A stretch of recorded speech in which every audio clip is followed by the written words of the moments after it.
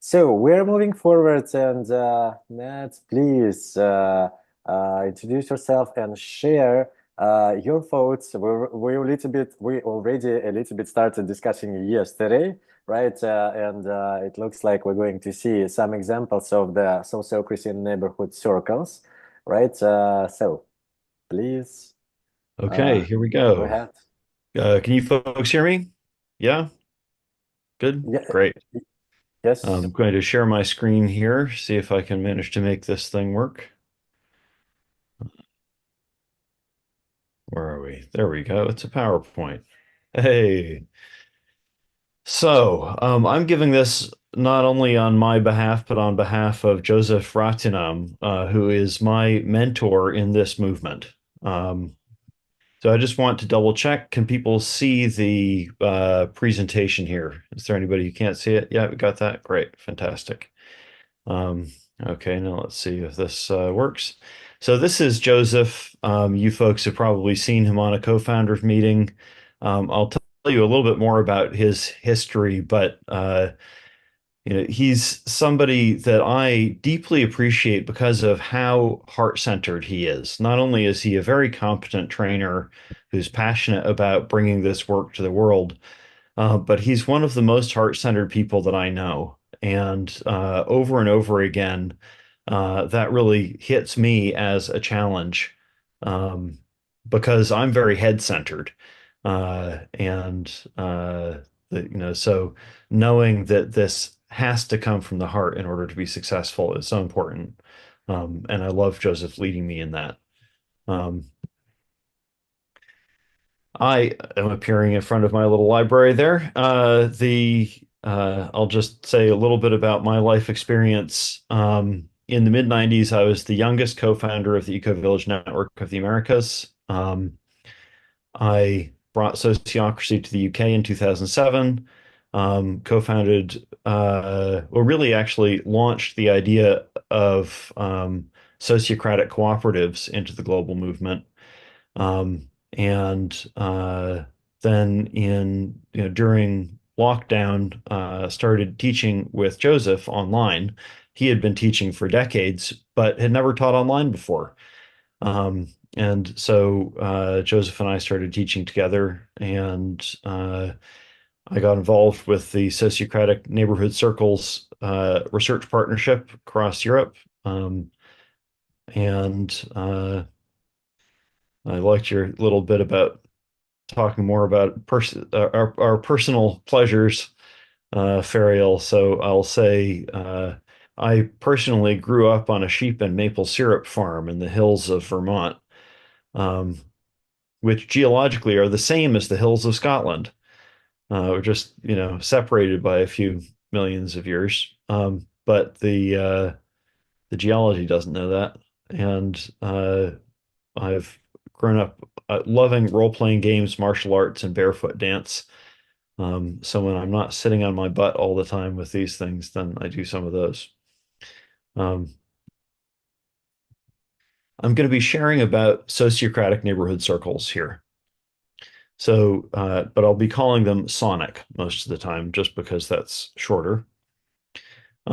So SONEC is something that's a translation of a movement that originated in um, southern India.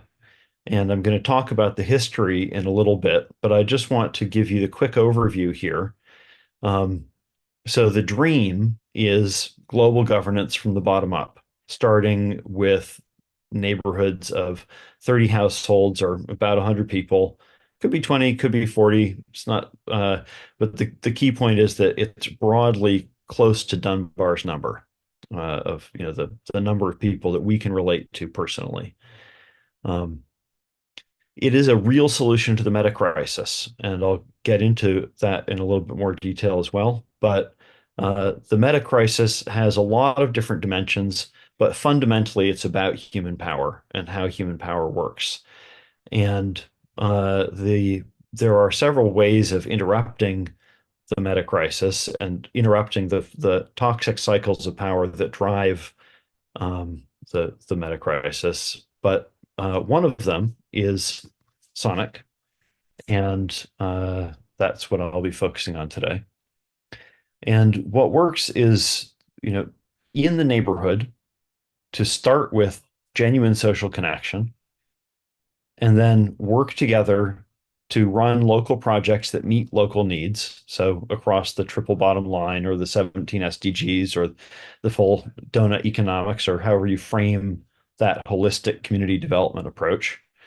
To train people on the skills that they ask for and to include transformative citizenship education. We've heard great examples of that from, for example, Mandar today, but many of the people have been talking about that.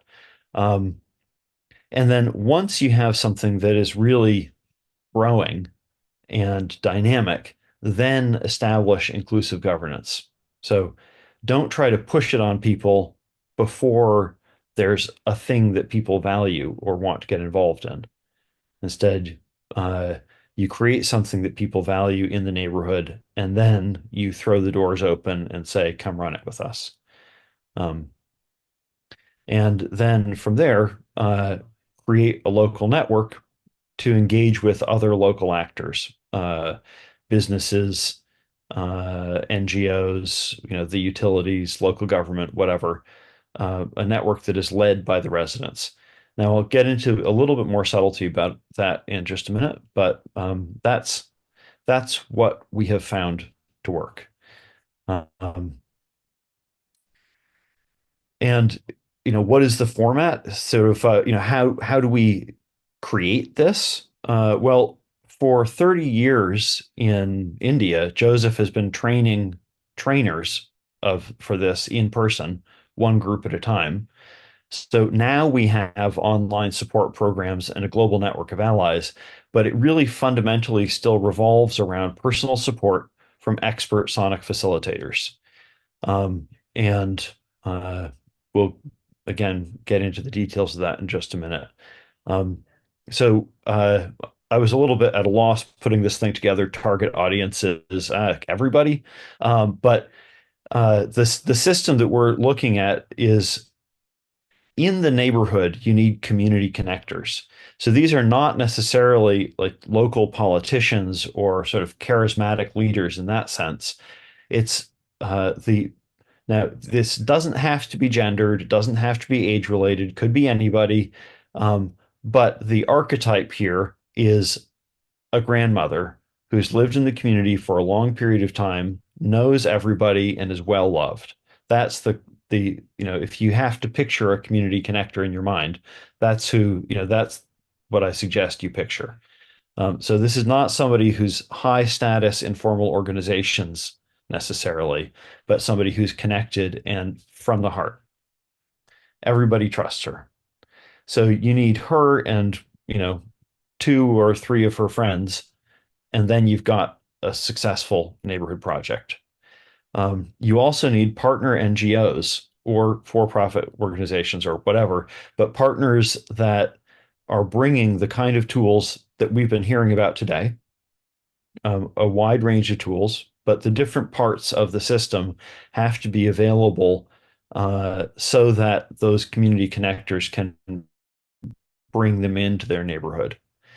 And then you need funders, sponsors, supporters, and those might be local government, local business associations, they might be grant-making bodies, but if you can find a way of doing it that creates revenue or meets the needs of those local government and business organizations, then you'll have better ongoing funding than if you are just going for grant-based funding. And so we have partners in the UK, for example, who are looking at quantifying the social value impact of this kind of work.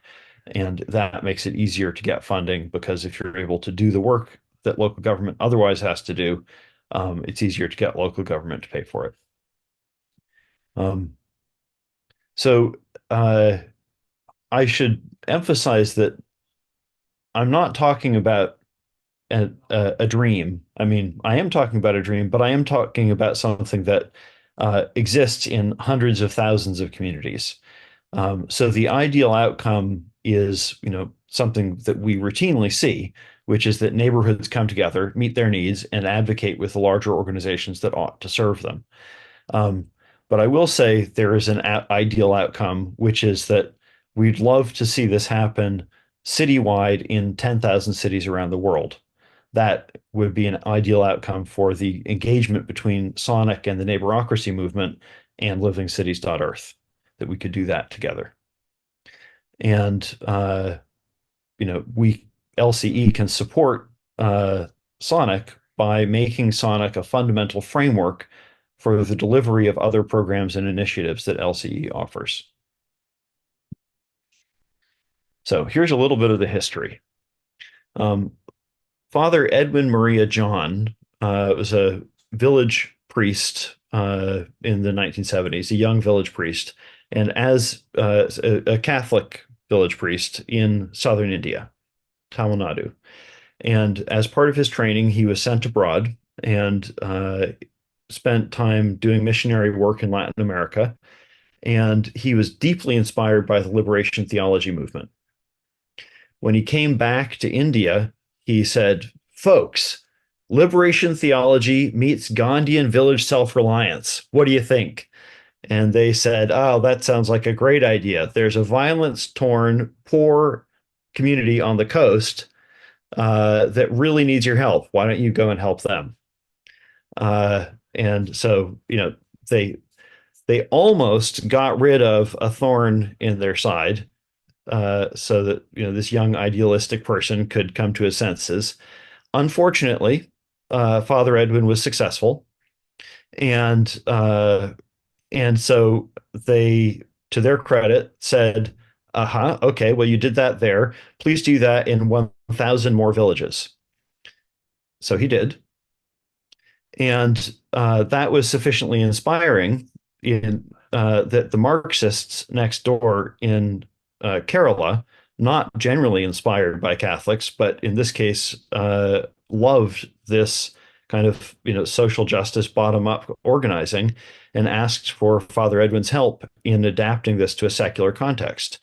And so now, if you read about the Caroline miracle, that's what this is this spread everywhere in Kerala, and actually the state government political parties asked them to stop organizing above the level of the district, and they offered 40% of the state budget to the movement if they would stop organizing above the district level.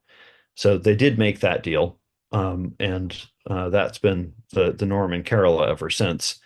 In the 90s, Father Edwin and his new friend Joseph Rathinam started spreading this new kind of synthesized approach across India, neighborhood parliaments.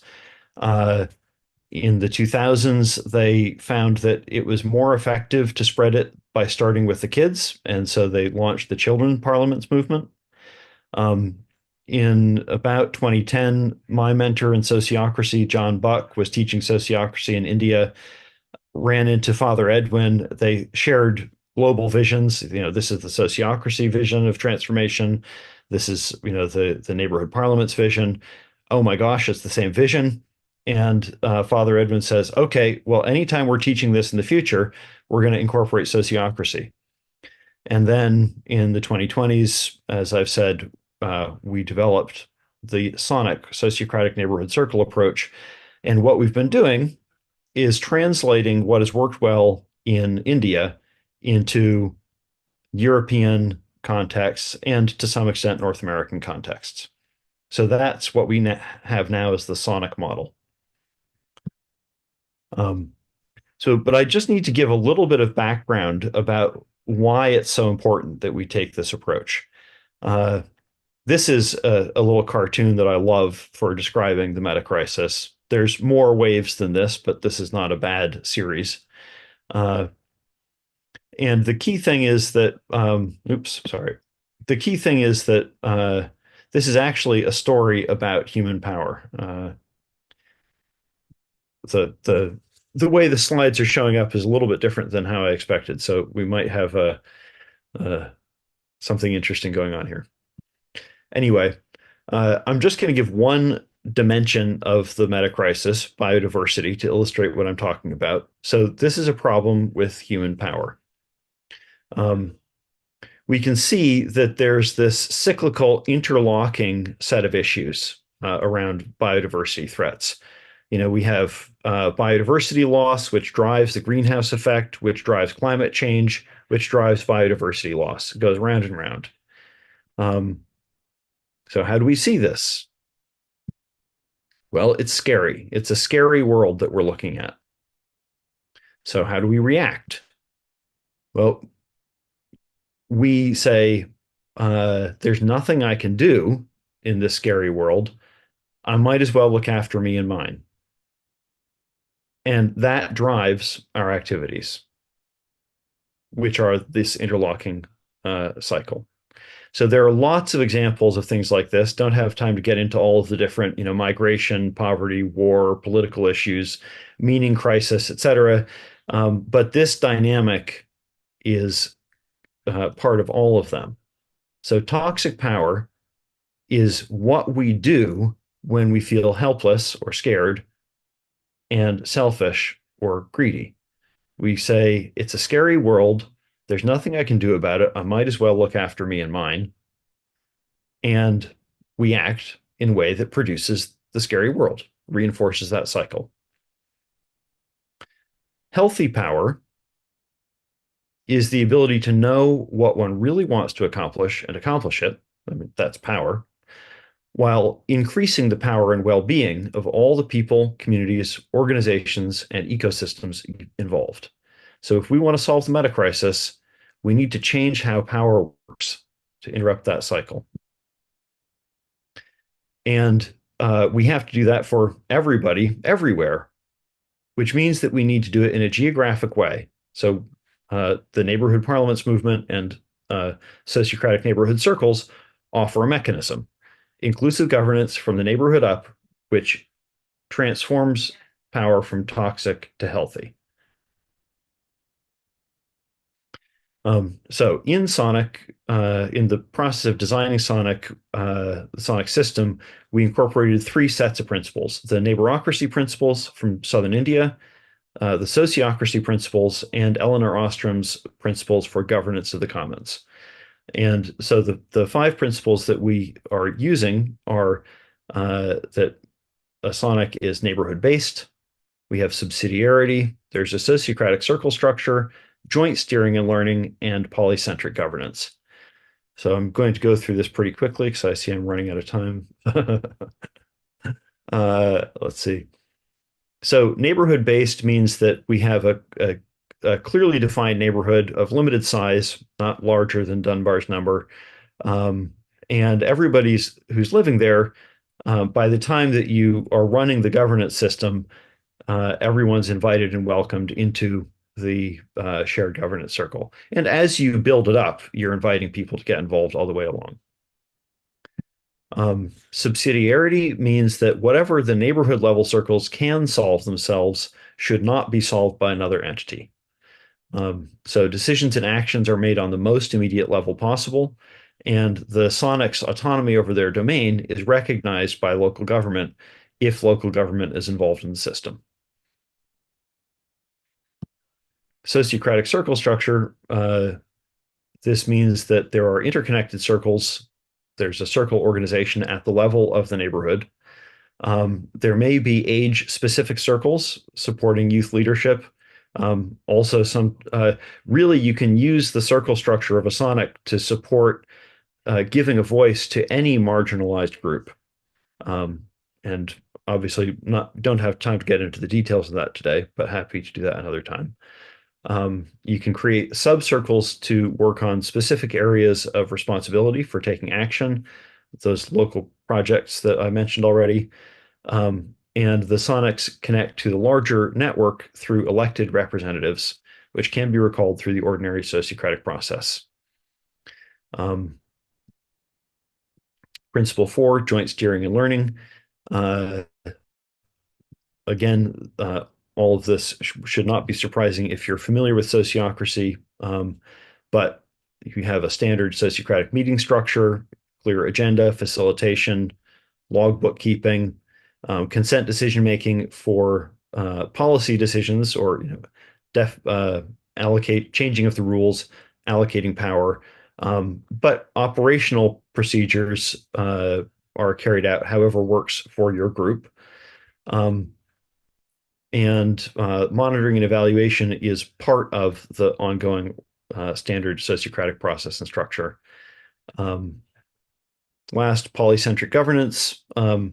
So SONECs are connected with and influence a range of different local institutions and are influenced by them.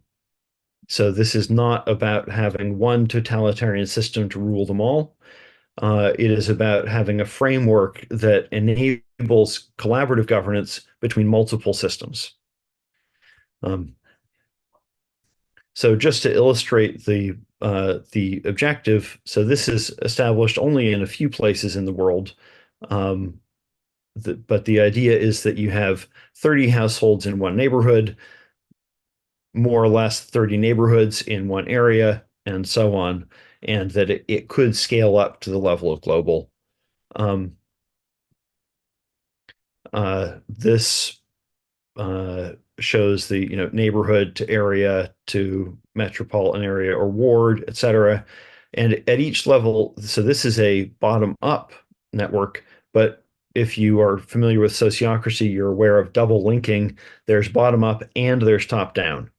It's a both-and approach, and both of those are necessary. So the support circles that are created at one level support the level below. And the work that we're doing in LCE would be congruent with acting as support circle or incorporating support circles. And then you have horizontally at each level of organization a collective impact network, which is developed to bring together that wide array of other actors in a collaborative manner. So in the UK, we're doing that UK-wide through the Control Shift network right now. So there's an opportunity there for those of us that are interested in working together in the UK. And this just blows up a larger view. Obviously, if you're just starting out in an area, having one support circle is plenty.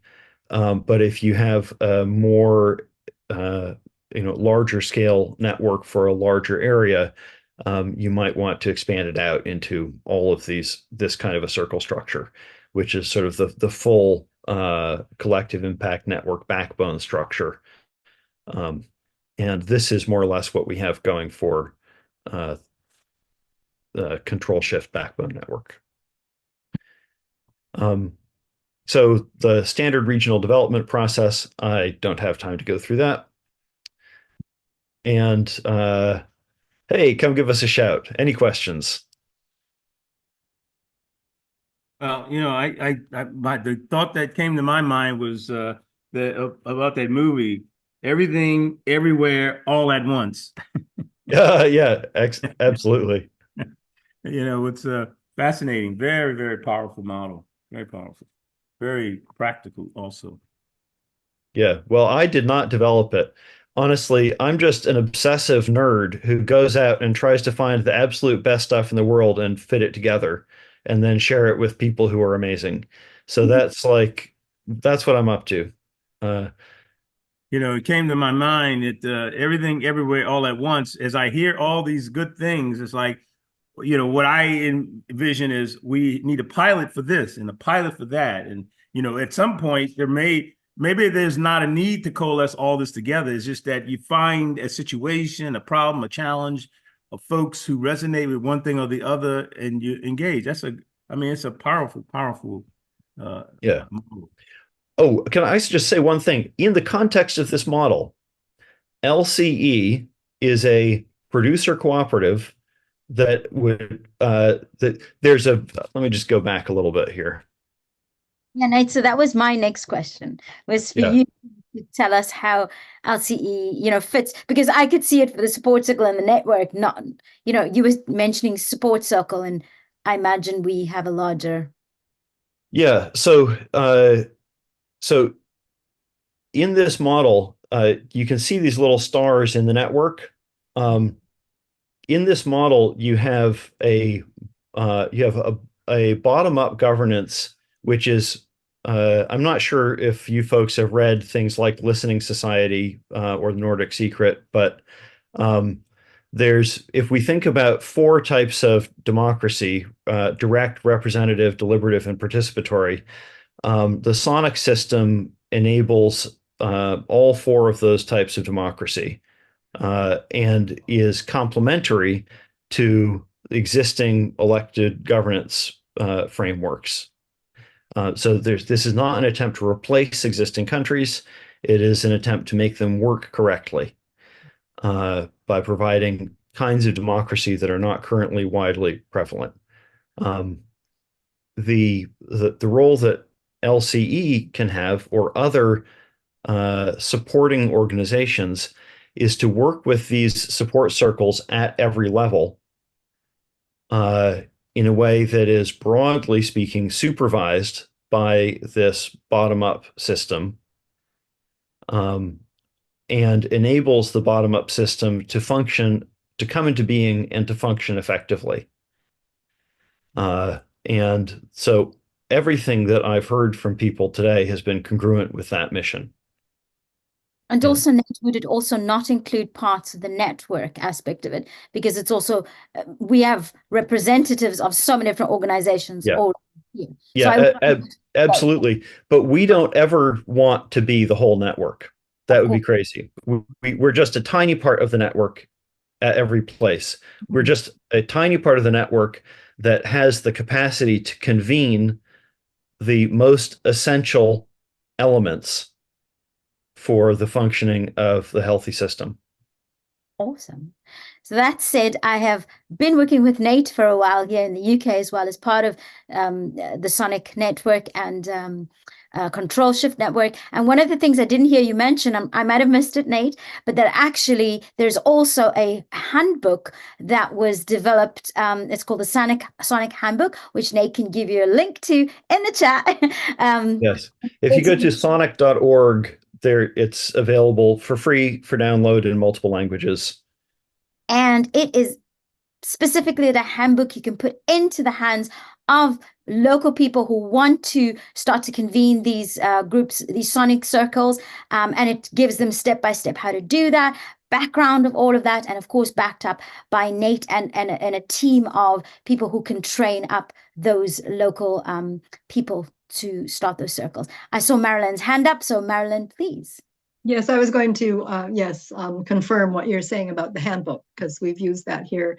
And interestingly, there's some antibodies at Findhorn against sociocracy. Some of our neighborhoods do use it, and others just have had too many circles in their lives. However, when you put the SONEC handbook together, it gave us another way of being able to point to the sensible ways that you describe and offer to develop the system. And I also had, before we started this process, encountered Eleanor Ostrom's work, and that's been made quite popular through Pro-Social. So that's a sort of a meme that's extant in the world. But I was going to say, it's very interesting when you get people with multiple expectations about how to do democracy, because I think that most people don't even think that there's 4 democracies. And Daryl will probably remember that Don Beck used to say, there's a whole spectrum of democracies. Right. And people make the assumption that it's kind of like change. Change is one thing, but he always used to say, change from what to what? Yeah. Stratified democracy. For what purpose, Yeah. So anyway, Nat, I think your work is amazing, and I very much appreciate the SONEC handbook. So thanks for reminding us, Nathaniel. Well, you're very welcome. And there's so much more that I'd love to share in ways that I resonate with and play with things that I've heard from all of those of you I see on the call right now. But I've run over. It's somebody else's turn. Yes, Nate. And actually, I would say one more thing, and that is the Control Shift Network is actually a wonderful opportunity for us in the UK that are co-founders of Living Cities Earth to be a part of that. Because in a way, myself and Nate are now sitting down to talk about how Control Shift Network can be our delivery partner. Because Control Shift Network is the people who live here. In other words, we know here, and Living Cities Earth doesn't know here, right? And so we're an extension, in a sense, of Living Cities Earth, but locally. And we could be an example of how this takes place in other places around the world, right? Yeah. So, I'm just going to invite all of those in the UK. If you're listening to this, please reach out to Nate and become part of the Control Shift Network. And over to you, Alexei. We are going to be here in California next one. Okay, we have several co-founders in California, so we're going to take a turn. I want to just read that Peter shares, right? I can see this approach as a core framework within the waves of coordinated collective action aspired to within Earth's cooperating system. Thank you so much, Nate. I think that's a how we say it, like a additional opportunity for us, right, in LC to really balance maybe in a more productive and efficient way, right? All of our values, cultural and atmosphere, which we want to keep, right, where everyone can collaborate and connect and link with everyone. At the same time, to keep it focused, organized, productive, efficient from the execution perspective, let me call it this way, right? And let's explore it all together. Now we are in a field that looks like, right, where we are ready to use some systems to make decisions in the most productive and efficient way, right, and all other stuff. So let's do it, right? Thank you so much.